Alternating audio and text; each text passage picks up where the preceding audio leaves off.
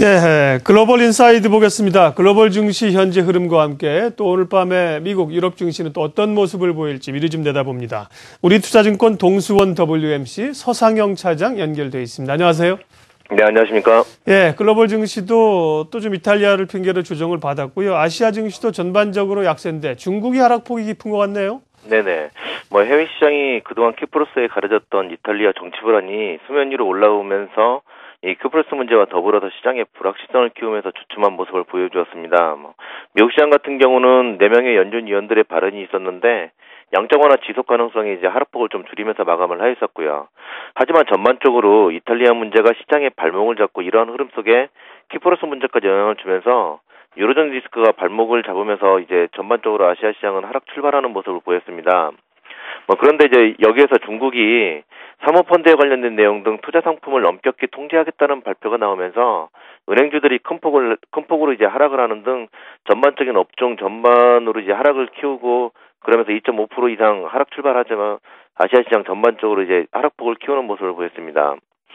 이제 미국 시장에서 연준 위원들의 양적 완화 지속과 중국의 제조업 순이익률 증가율이 17.2% 넘게 증가했다는 소식이 나왔지만 시장은 유로존 리스크와 이제 중국 시장이 이제 발목을 잡고 전반적으로 이제 하락을 컸어. 호주 같은 경우는 0.4%, 일본 같은 경우는 1.6%, 중국이 2.6% 정도 하락을 보이고 있고요. 한국 시장 같은 경우는 2시에 발표되는 경제 정책 방향에 대한 기대감 때문에 하락폭이 약간 적은 모습입니다. 네. 중국은 말씀하신 것처럼 이제 금융주가 악재입니다. 투자 상품을 엄격히 통제하겠다는 얘기인데 중국에서 이제 은행 업종이 차지하는 비중이 워낙 크기 때문에요. 은행 업종 하락이 시장 하락을 주도하면서 2% 넘는 급락세입니다. 우리에게도 좀 부담이 되고요. 미국은 지수는 잘 가고 있는 상황에서 조금씩 악재를 받고 있는데 양적 완화에 관한 얘기가 앞으로도 계속되겠죠. 연준 위원 몇 분이 관련돼서 코멘트를 했는데 어떤 얘기들인가요? 네, 어제 미국 시장이 이탈리아 문제로 110% 넘게 이제 하락을 했다가 하락폭을 줄인 이유가 이 4명의 연준 위원들의 발언 때문이었습니다. 찰스 에반스 시카고 연은 총재는 기자 간담회에서 QE 관련한 출구 전략은 머나먼 미래의 일로 지금은 논의할 가치조차 없다는 발언을 하면서 지속적인 연준의 통화 정책을 지지할 것으로 발언을 하였었고요. 로젠그린 보스턴 연은 총재 같은 경우는 기업인 회의 등에서 QE가 미국 경기 회복 속도를 높이며 이제 당국이 바랬던 효과를 주고 있다는 발언을 하였고 현재의 양적 완화 정책을 유지를 해야 된다는 발언을 하였습니다.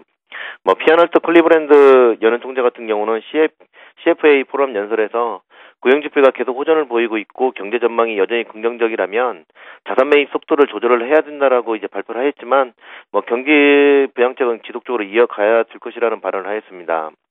고철학 국가 미네폴리스 연준 총재 같은 경우는 연준이 이제 제시했던 실업률 6.5%나 물가 상승률 2.5% 보다도 더 강한 실업률 5.5%까지 이제 기준금리 유지 등을 얘기하면서 경기 부양책을 더욱 확대해야 된다는 발언을 하였습니다. 전반적으로 연준 위원들은 긴축에 대한 부분을 유면하고 양적 완화를 지속해야 된다는 발언을 쏟아내면서 시장 하락을 좀 막아냈던 모습입니다. 네. 자, 그러면 이제 오늘 밤에 열리게 되는 글로벌 증시, 유럽이나 미국 쪽은 어떤 게 변수인가요? 어떻게 흘러갈까요? 연준 위원들의 발언은 비록 시장의 우호적인 흐름을 보였지만 특별하게 지속적인 흐름을 보이기보다는 현재 미국 시장의 흐름을 보여준 것이라 볼 수 있습니다. 오늘 저녁 보면 미국 시장은 4분기 GDP 이제 확정치가 발표가 되는데요. 처음에 예비치가 마이너스 0.1%로 위축될 것으로 생각했었으나 수정치가 플러스 0.1%로 이제 개선되었었는데 오늘 발표되는 확정치는 이제 수출 등의 호전에 따라서 시장에서 예상치는 0.6% 정도로 상향 조정될 것으로 판단되고 있습니다.